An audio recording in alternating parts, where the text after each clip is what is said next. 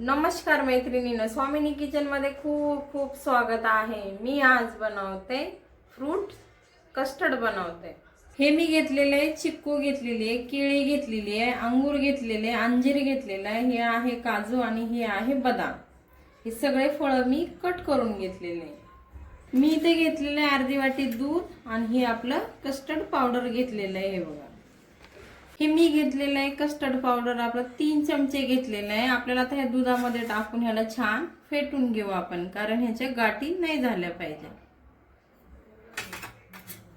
तुम्ही चमच्याने जरी हलवलं तरी चालेल, किंवा हे बघा अशा पद्धतीने न गाठी होता ह्याला आपण फिरून घेतलेलं आहे। मी इथे घेतलेलं आहे आपलं 1.5 गिलास दूध घेतलेलं आहे। आपण आता याला उकळून घेऊ। त्यामध्ये आहे ना 1 वाटी मी साखर टाकते। हे बघा, आपण आता हे साखर आणि दूध चांगलं उकळून घेऊ।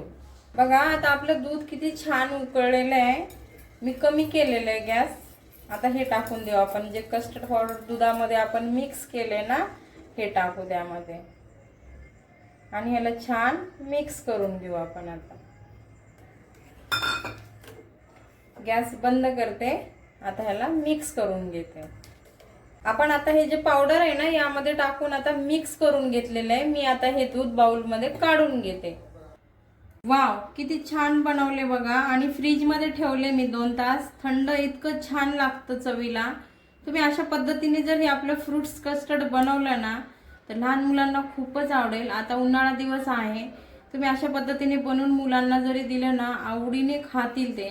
मी बनवलेली पद्धत जर तुम्हाला आवडली ना तर नक्की मला लाईक करा, कमेंट करा, सबस्क्राइब करा। तोपर्यंत मस्त खा, मस्त राहा।